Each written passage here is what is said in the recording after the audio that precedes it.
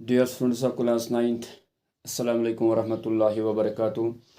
आज के क्लास में हम आपको दिखाएंगे एक्सरसाइज 12.4 यानी सरफेस एरिया एंड वॉल्यूम्स की चौथी एक्सरसाइज, जिसमें हमने पहले के 3 क्वेश्चंस किए थे पिछले क्लास में और थोड़ा सा कॉन्सेप्ट दिया था फार्म करने के लिए कि कैसे हम सरफेस एरिया या कर्व्ड सरफेस एरिया निकालते हैं या वॉल्यूम निकालते हैं, स्फीयर या हेमिस्फीयर।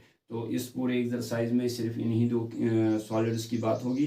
तो now question number 4 is the radius of the spherical balloon increases from 7 centimeter and 14 centimeter as air is being pumped into it. Find the ratio of surface areas of the balloon in the two cases. आपको एक balloon है, तो अगर इसमें आयर नहीं होगा तो इसका रेडियस आता है 7 centimetre which is spherical in shape. एक बलून है स्फेरिकल इन शेप, अगर इसमें आयर मौजूद नहीं है, थोड़ा कम आयर है, तो उस वक्त रेडियस है 7 सेंटीमीटर। जब इसमें पंप करेंगे, एक आयर उसमें दाखिल करेंगे तो पंप के ज़रिए, तो वहाँ पे आयर से उसका वॉल्यूम थोड़ा सा इंक्रीज होता है, तो रेडियस बनता है कितना 14 सेंटीमीटर। यानी हवा यानी उसमें दाखिल करने से पहले रेडियस कुछ और था 7, तो जब उसमें हमने आयर दाखिल किया तो उसमें क्या हुआ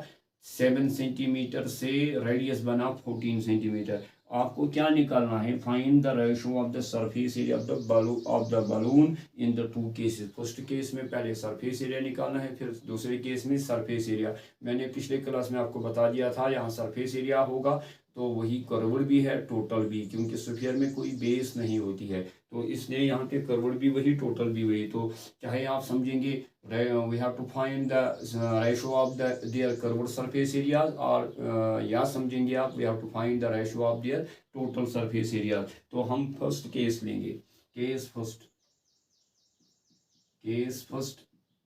radius equal to radius of balloon equal to 7 centimetre. तो therefore surface area is equal to 4 pi r square which is equal to 4 into pi। पाई तो आप ज़रूरी नहीं लेना है क्योंकि आपको रेशो निकालना है बाद में, तो रेशो जब निकालेंगे तो डिवाइड करना होगा। पाई को पाई ही रहने दो, पाई ज़रूरत है नहीं लेने की क्योंकि ये कैंसिल होगा। रेशो में लिखते हैं न्यूमरेटर डिवाइडेड बाय डिनोमिनेटर, वो रेशो होगा, तो पाई पाई डेफिनेटली कैंसिल होगा, तो इसलिए पाई को पाई रहने दो। R square, r is 7 into 7, तो which is equal to 4 7 7 7 49, 49 into 4 4 9 36, 4 4 16 19, ये बनेगा 196 pi centimetre square. Now case second जब लेंगे, कि सेकंड में क्या है, radius of balloon is equal to 14 centimetre. तो देयरफॉर सरफेस एरिया बेटा of balloon, spherical balloon is equal to, एक बार फिर 4 पाई आर स्क्वायर, तो ये बन जाएगा 4 pi r square. 4 into pi को फिर से रहने दो ऐसे ही, 14 इंटू 14, तो वो बनेगा 196 इंटू 4, 4 6 24, तो 4 इंटू 4, तो ये बन जाएगा, आसान लगेगा आपको, ऐसे आप लिख सकेंगे इसको 4 इंटू 5 इंटू 7 इंटू 7, तो आप इसको ऐसे ही रहने दो, यहाँ पर भी ऐसे ही रहने दो। अब क्योंकि कैलकुलेट करने की ज़रूरत नहीं है क्योंकि हमें रेशो निकालना है, तो now we have to find ratio, therefore required ratio equal to, पहले केस का वो सरफेस एरिया डिवाइड करना है सेकंड केस का यानी सरफेस एरिया, वो क्या बनेगा 4 पाई 7 इंटू 7, नीचे क्या आएगा 4 पाई, शाबाश 14 इंटू 14, ये बेटा आसान है, 4 पाई कैंसिल, 7 1 7 2 7 1 7 2, तो यू विल गेट 1 हरकत रूद कहीं 4 पाई 1000 7 1000, यानी that means 1 divided by 2 2 4। what is the required ratio, 1:4। और अगर हम बड़े बैलून को छोटे बैलून के साथ सरफेस एरिया का वॉल्यूम निकालिए, रेशो निकालेंगे वो निकलेगा डायरेक्टली इसका उलट 4:1। तो 1:4 पहले केस का surface area divide by second case का सरफेस एरिया, तो 1:4 निकलेगा। तो यहाँ कैलकुलेट करने की ज़रूरत नहीं है। अगर आपको एग्जाम में कैलकुलेट करना भी पड़ेगा तो डेसिमल में नंबर आएगा। अगर पाई का वैल्यू भी देंगे, इधर भी पाई भी वैल्यू देंगे, फिर दोनों नंबर्स को डिवाइड करोगे एक दूसरे के साथ, वहाँ पे आपको डेफिनेटली यही आएगा ratio 1:4।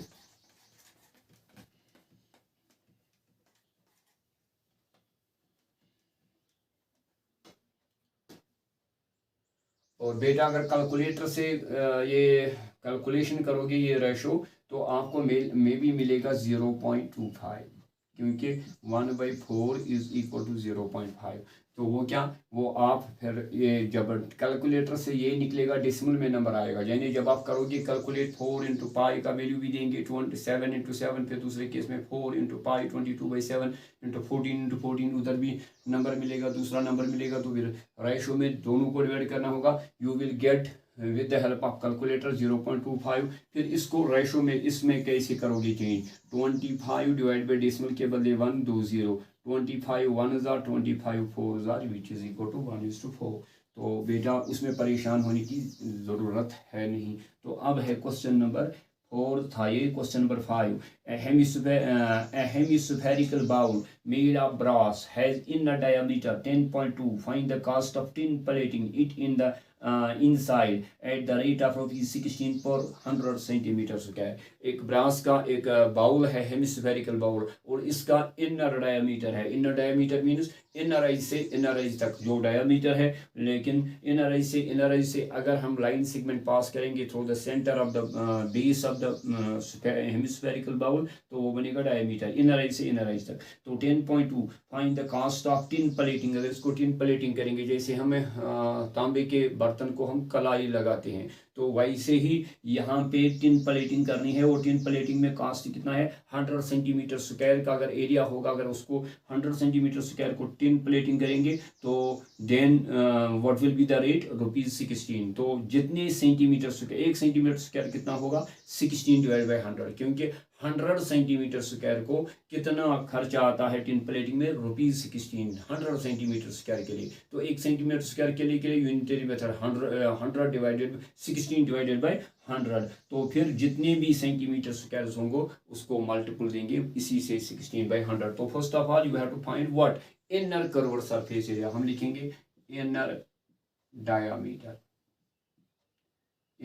Diameter of hemispherical bowl which is equal to 10.2 beta. तो what will be the radius, it is centimetre. Radius क्या है, रेडियस होगा 10.2 divided by 2 which is equal to 5.1 centimetre. Now we will find inner curved surface area, लेकिन किसका, hemispherical bowl, which is equal to 2πr square, which is equal to 2 into pi का value देके नहीं है, पाई का value कितना लेना है, तो हम लेंगे 22/7 ही into r square. R is 5.1 into 5.1। तो ये बन जाएगा, इधर इनको मल्टीपल करके कितना निकल सकेगा, ये निकलेगा आपको 10.2 है बेटा इधर है 10.2, शायद 10.2 नहीं बल्कि इट इज़ 10.5 है। तो ये 10.5 के बदले आएगा यहाँ पे 5.25 है, सॉरी 5.25। तो जब हम इनको कैलकुलेट करेंगे तो we will get here 173.25 centimetre square. तो इतने सेंटीमीटर स्क्वायर इसके लिए हमें टिन प्लेटिंग करने हैं। तो now cost of tin plating,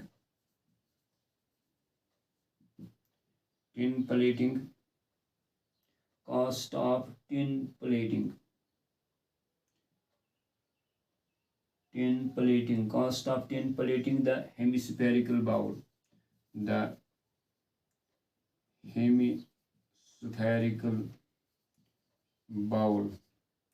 at the rate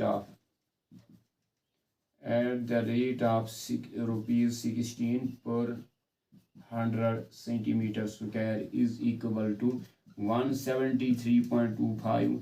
बेटा 100 सेंटीमीटर स्क्वायर के लिए कितना लग जाता है 16। पहले हम 1 सेंटीमीटर स्क्वायर के लिए कितना होगा 16/100। अगर 2 इसी को 2 देंगे मल्टीपल। अगर 3 सेंटीमीटर स्क्वायर को 1 सेंटीमीटर स्क्वायर का कास्ट 16/100, तो जितने भी अब सेंटीमीटर स्क्वायर हैं उनको मल्टीपल देंगे 16/100। इसलिए हमें टोटल सरफेस किस एरिया को 10 प्लेटिंग करनी है 173.25 सेंटीमीटर स्क्वायर, इसको मल्टीपल देंगे 16/100 बेटा। तो which is equal to you will get here 27 rupees 0.72 पैसे। तो इस बर्तन को कितना लग जाएगा 10 प्लेटिंग में 27 रुपये और 72 पैसे।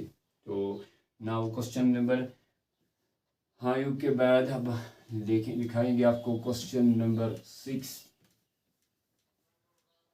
Question number 6, find the radius of sphere whose surface area is 154। Surface area of sphere whose surface area is 154, रेडियस निकालना है। We will write here surface area of sphere, surface area of sphere is equal to 154 centimetre square. तो we will write here 4 pi r square equal to 154। आपको देखे हैं surface area देके निकाल के आपको आर निकालना है।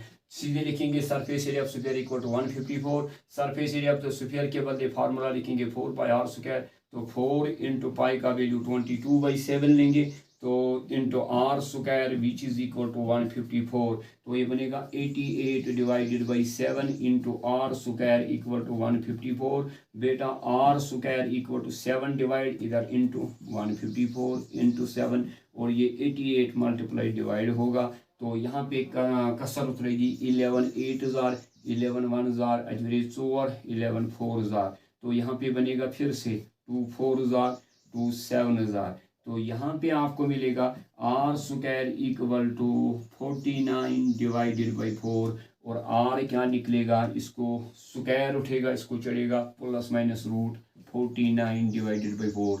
तो यहाँ पे आएगा आर इक्वल टू 7 का 49 का रूट 7, 4 का रूट 2, तो r will be equal to 3.5 centimetre. अगर आप अगर आप कसर नहीं उतारोगे, आप कैलकुलेट करोगे 154 कैलकुलेटर से 154 इंटू 7 डिवाइड करोगे 88, तो वहाँ पे नंबर जो बनेगा, तो फिर यहाँ पे स्क्वायर उठाना होगा। यहाँ पे स्क्वायर जब उठाएंगे लेफ्ट साइड में, यहाँ पे चलेगा स्क्वायर रूट, तो आर निकलेगा स्क्वायर रूट ऑफ जो भी यहाँ पे कैलकुलेशन आपको मिलेगी कैलकुलेटर से, तो उसका स्क्वायर रूट निकालना होगा आपको। तो you will get the answer 3.5। तो it will be the radius of that sphere. तो नाउ क्वेश्चन नंबर 6 के बाद अब आएगा आपको क्वेश्चन नंबर 7।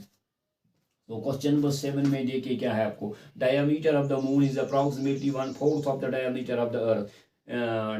जो मून जो है ये spherical in shape and earth is also in the spherical in shape. तो डायमीटर ऑफ द मून अगर माना जाएगा कि diameter of the moon is approximately, अगर वो तकरीबन किसके बराबर 1/4 of the diameter of the earth, तो जितना अर्थ का डायमीटर है उसका 1/4 है डायमीटर ऑफ द मून।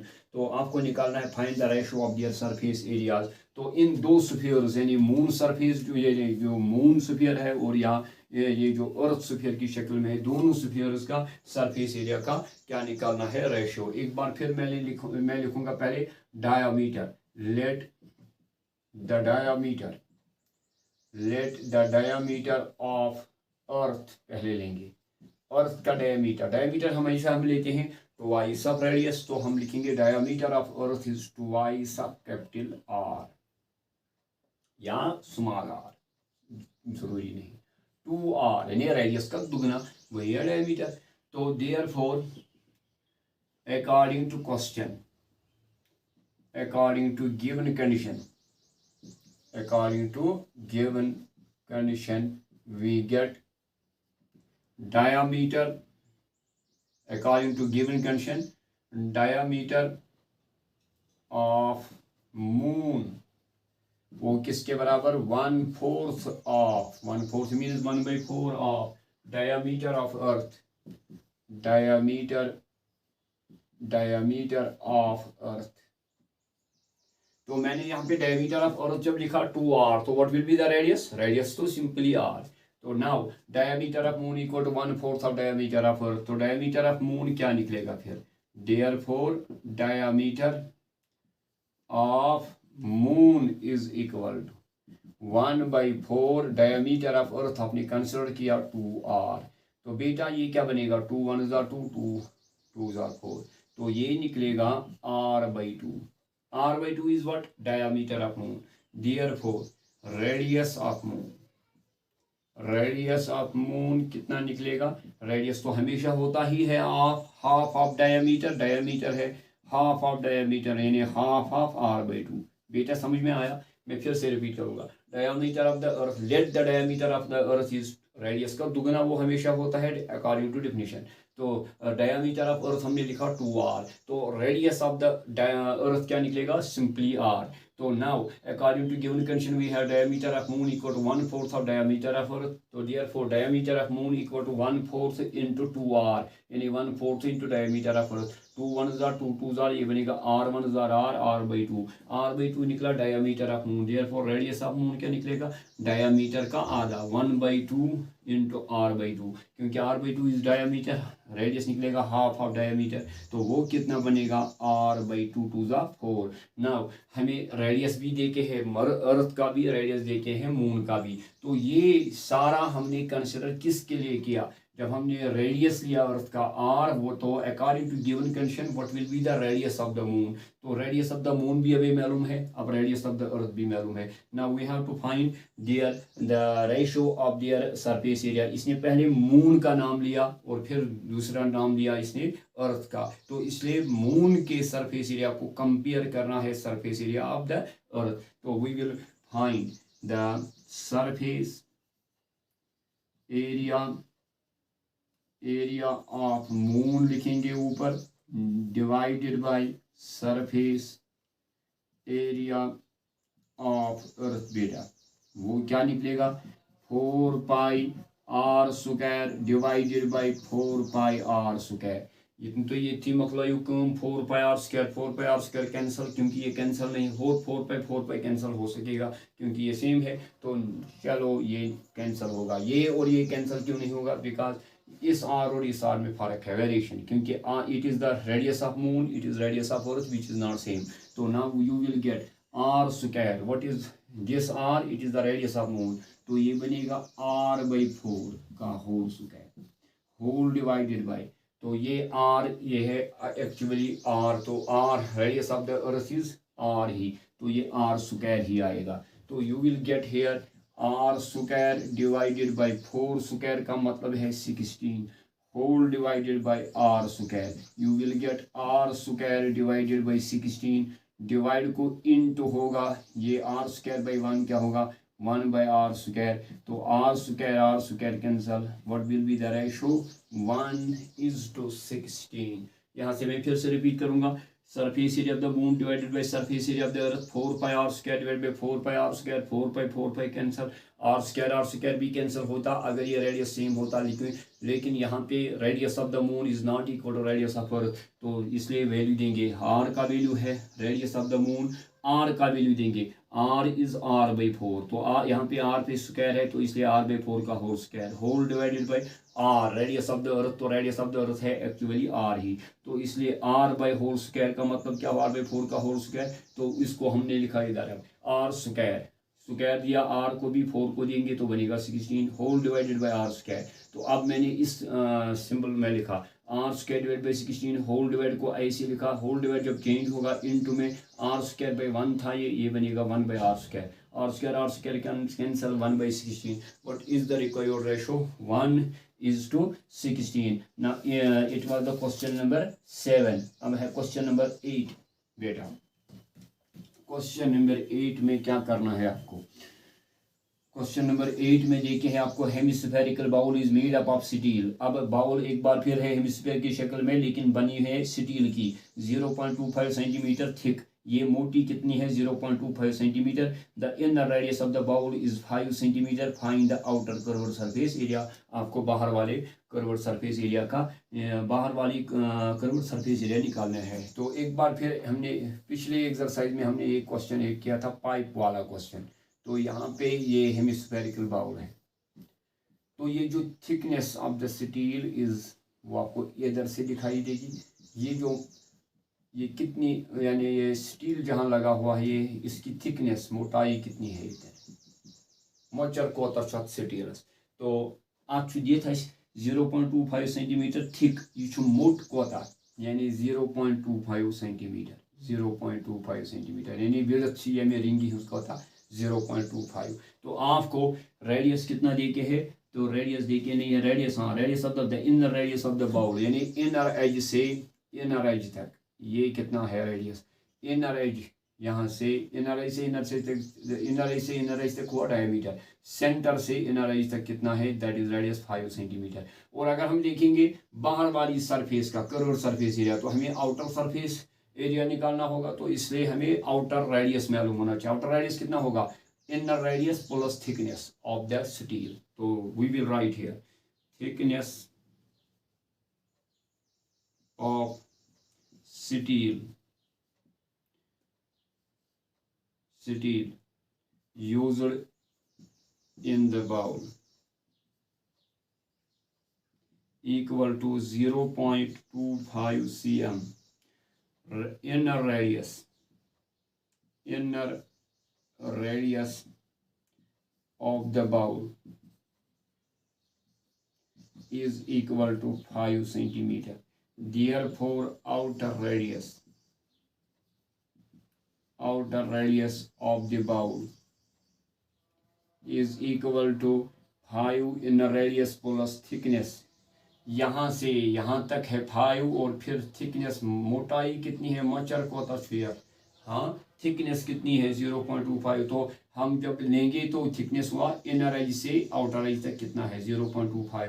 तो what will be the distance from centre to the outer edge. तो एक तो 5 plus the distance between these two edges को 0.25 5 प्लस 0.25 वो बना आपको 5.25 it is the outer radius. So now we have to find the inner curved surface area of the outer curved surface area of the bowl. Therefore outer curved surface area of the bowl